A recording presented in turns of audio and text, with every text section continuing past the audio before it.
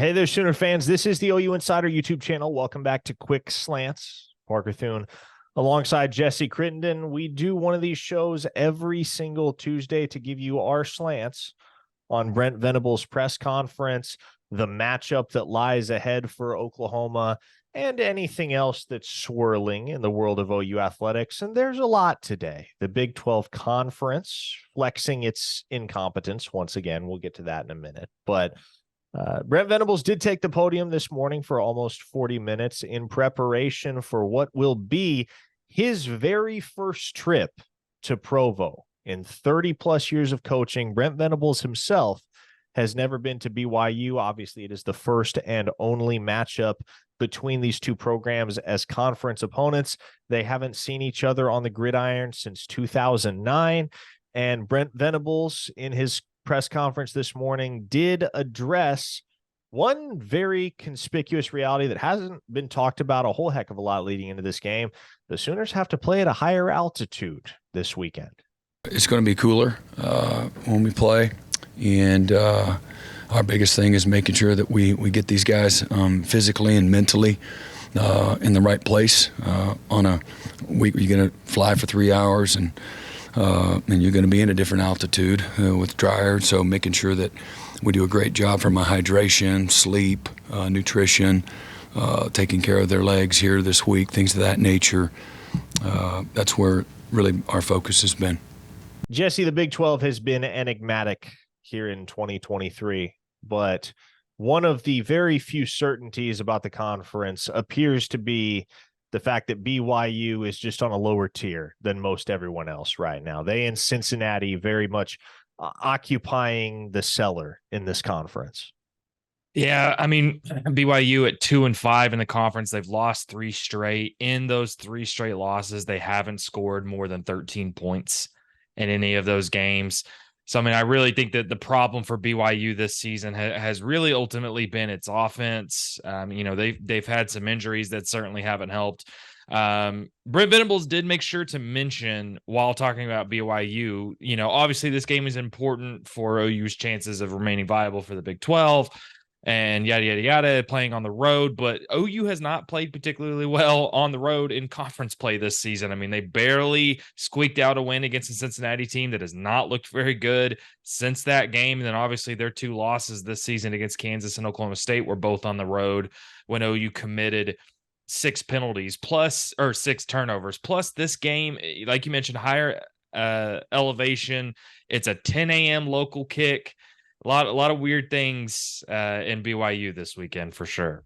A lot of weird things indeed. And you bring up another good point, and one that probably hasn't been talked about enough leading into this matchup, which is that in true road games this year, Sooners have not been terribly impressive at all. And there's still a path for them to appear in the Big 12 championship game. More on that in just a second. But what do you feel the Sooners need to accomplish from a football standpoint this weekend overall in order to make sure that it's not only a win when they go out to BYU, but it's a game that they win handily and leave no doubt? The common denominator in both of those in those losses to Kansas and Oklahoma State were turnovers and penalties. We've talked about that ad nauseum, but again, 6 turnovers across those 2 games, 19 penalties across those 2 games.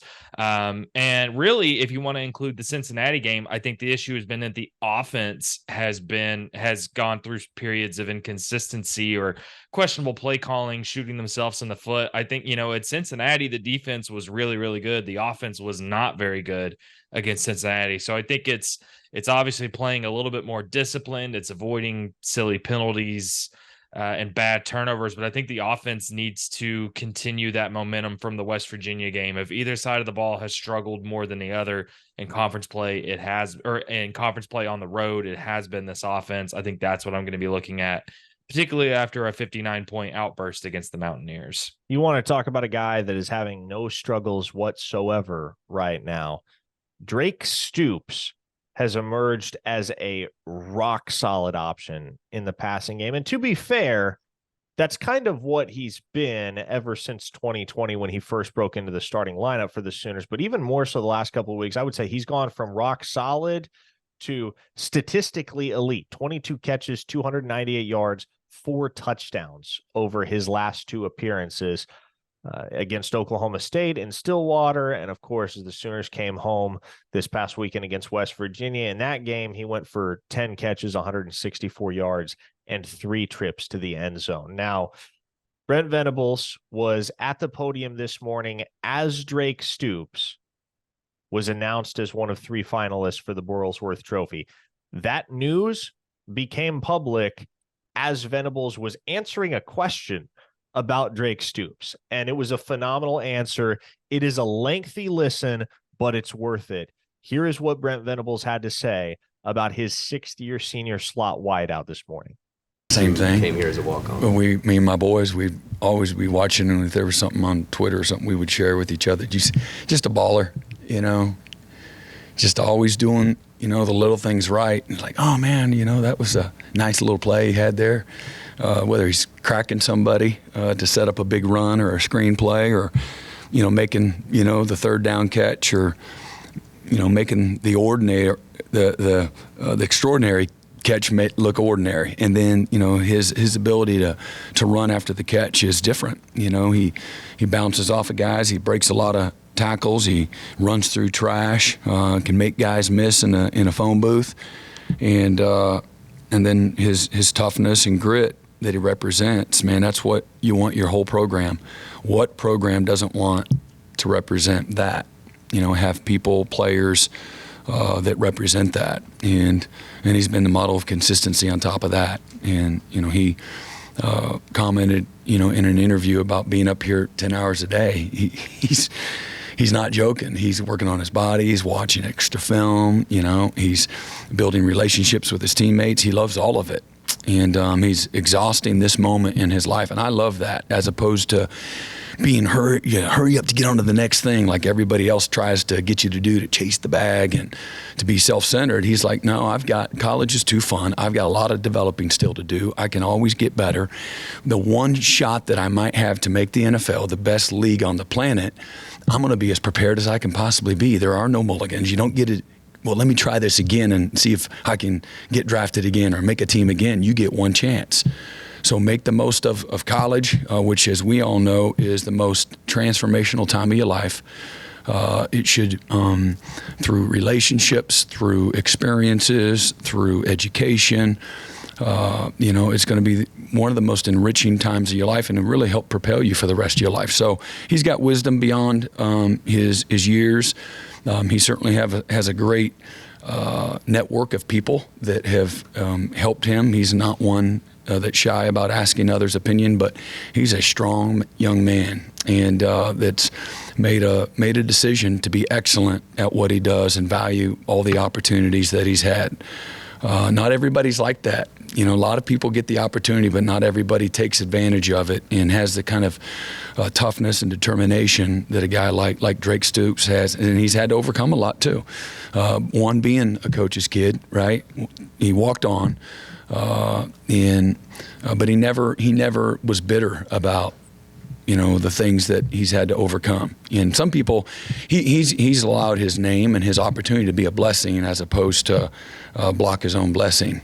Because I'm mad at everybody. He hadn't been that way. He's like, I can have an opportunity to do this. I'm gonna show you. And when it's time to compete, he loves to compete, and he don't care who it's against. But he's a great teammate, just an amazing teammate. And I told him, I said, when you're done with football, when this amazing game is done, man, you're going to have a line of people from here to Padre Island ready to hire you, because what you bring to any environment is excellence. And you'll figure it out, whatever it is, if it's coaching, if it's oil and gas, if it's, financials, whatever it is, he's going to be really, really good. So just, I wanted to recognize him in front of the team here recently, because I don't want to wait to the funeral to give him flowers, or the end of the banquet. In the middle of it, I want guys to have an appreciation, and I hopefully you've planted a few seeds. Like, man, I can be like that. That's a choice, and so he's been amazing. Oklahoma has been a benefactor of having Drake Stoops in that locker room. And Drake will be the first one to tell you that this place has been amazing to him. But I look at it the other way. Oklahoma was lucky to have a guy like Drake Stoops, be a part of this program. Now, one thing we know about Brent Venables, Jesse, when he's passionate about something, he can talk and talk and talk. And he is certainly passionate about what Drake Stoops has offered to the University of Oklahoma, not just this year, but over the totality of his career in Crimson and Cream. Well, and this goes along with, I asked him about Drake Stoops last week, and that obviously came in different circumstances, but also came after a game where Drake Stoops had a career game, and then he again surpassed it against West Virginia. But I mean, he's made it very clear that it's not just his performances on the field; it's the leadership, what he has meant to this program. Obviously, his response to the question about whether OU had anything to play for last week went viral. I think it was a rallying cry that I think the team kind of rallied around. I think the fan base rallied around it. But the reality is as impactful as Drake Stoops has been off the field, he's probably been OU's most important offensive player this season outside of Dillon Gabriel. I mean, I tweeted something yesterday that even over the last 4 games, he's on pace for 99 receptions, for over 1,300 yards, 15 touchdowns. I mean, that's not just a feel-good story. That's a dude that's executing and playing almost as well as anybody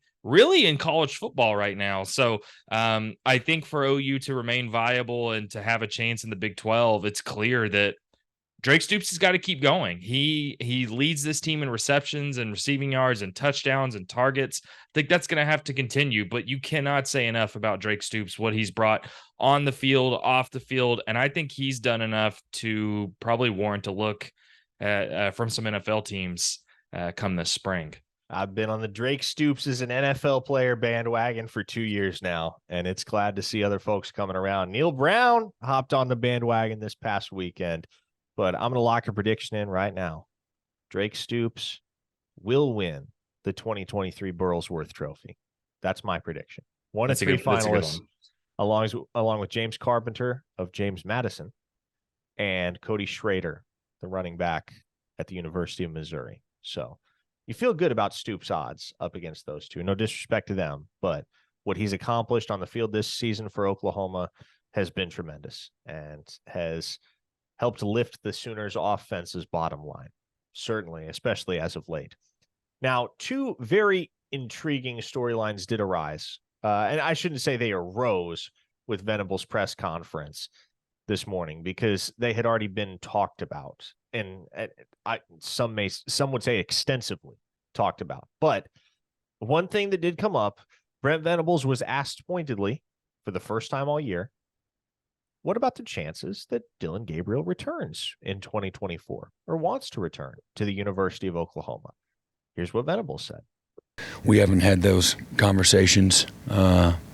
He's played a long time. He's been through a lot. And I think a year ago, maybe the talk was, he had a good year. Why would you want to come back? You could come back and have a bad year, but what's he done? He's come back and have an even better year. But I don't know. He's played a lot of football, a lot of college football. And he's, like I said, he's had to overcome some injuries, lots of different types of ailments and injuries. And we haven't talked about that, though. That's an interesting answer, isn't it, Jesse? He didn't close the door on it. And though he didn't close the door on it, if you read between the lines of what he said, it's almost as if he was telling you without telling you, hey, Dillon Gabriel's done at Oklahoma after 2023, listing his accomplishments, listing what he's been through. He doesn't want to take the announcement away from the kid, but at least to me, and people read into it a million different ways, Jesse, but at least to me, it seemed like Venables was saying about all he could say to indicate that this is Gabriel's swan song as a Sooner.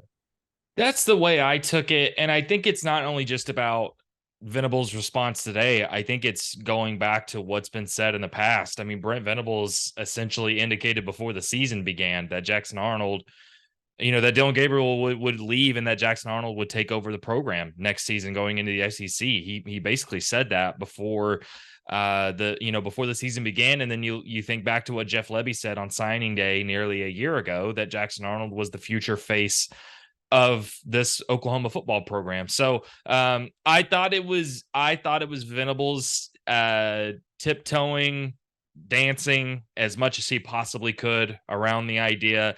I think it would probably be bad optics to say definitively either way.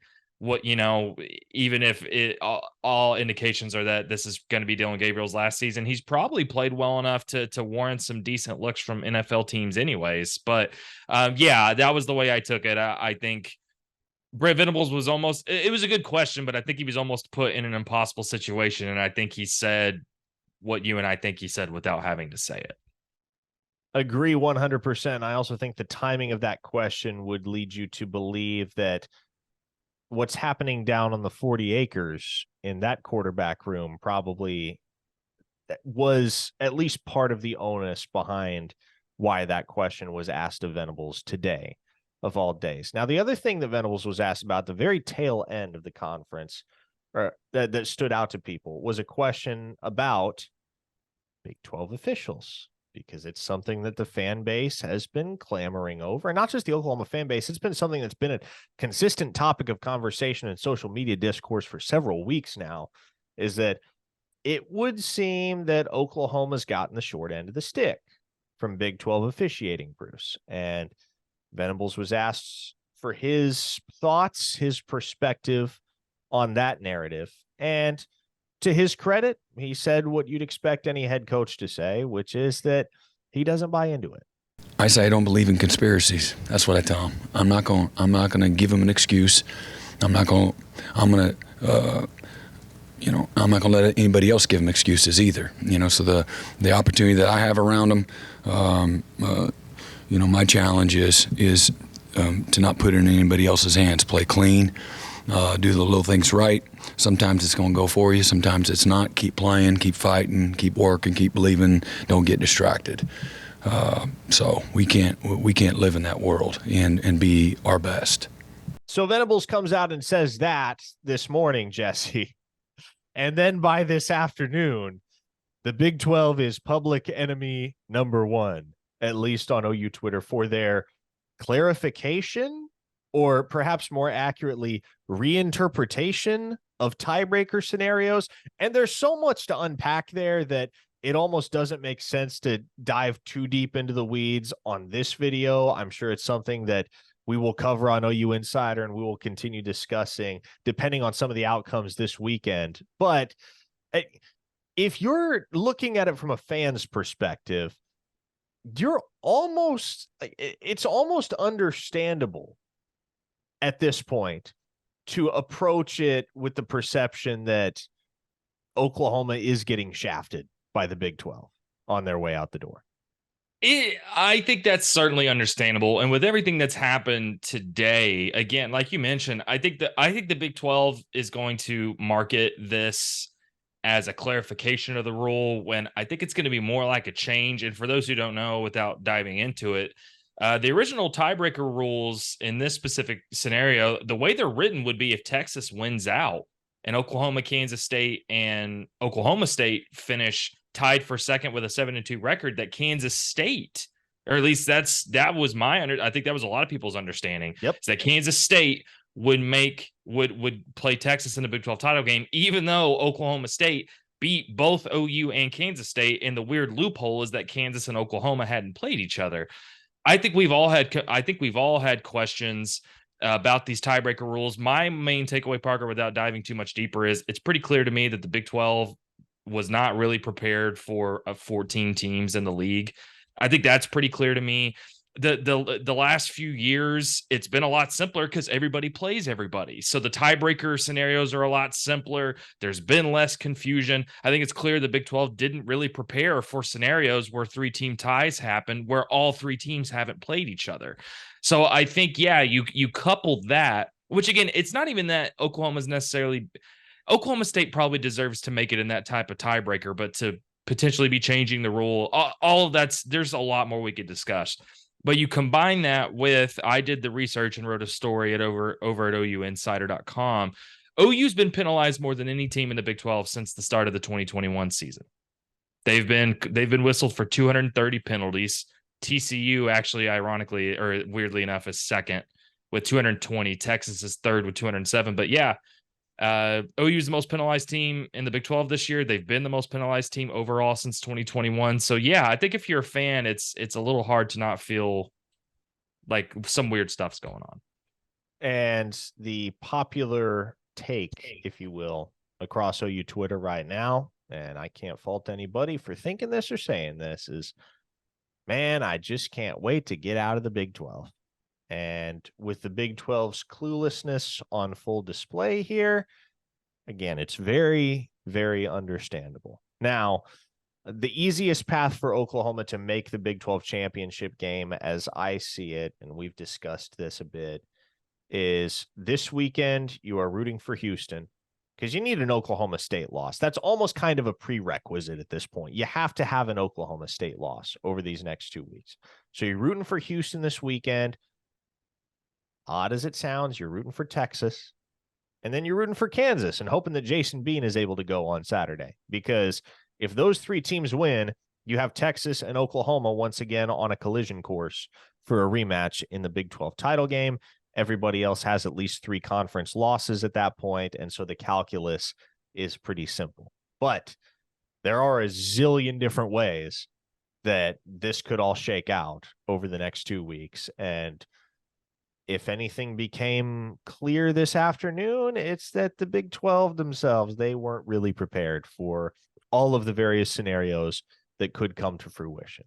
But hopefully for everyone's sake, it's pretty easy come the end of the season, the regular season that is, to tell who's going to Arlington and who's not. Maybe it'll be like the college football playoff the last few years, where it seems like 2 weeks from the end of the year, you're playing with 1,000 different possible permutations of the playoff field. And then by decision day, it's very clear who the top 4 teams are. So maybe we'll get much of the same with the Big 12 championship race over the final 2 weeks of the regular season.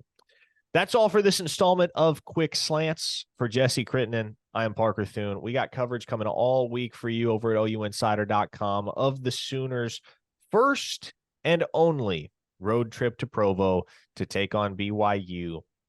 We're going to be headed out to the mountains later this week, but before then, we'll have the Under the Visor pregame podcast for you. We will have the Oklahoma Drill podcast. We will have OU Insider Live on Wednesday night. We will have stories, scoops, recruiting coverage, basketball coverage. That's what we do, folks. We bring you unparalleled in-depth coverage of the Sooners. That's what you can expect when you subscribe over at OUinsider.com, and certainly what you can expect when you subscribe to this YouTube channel as well. Hit that button if you haven't already, and we'll see you next time.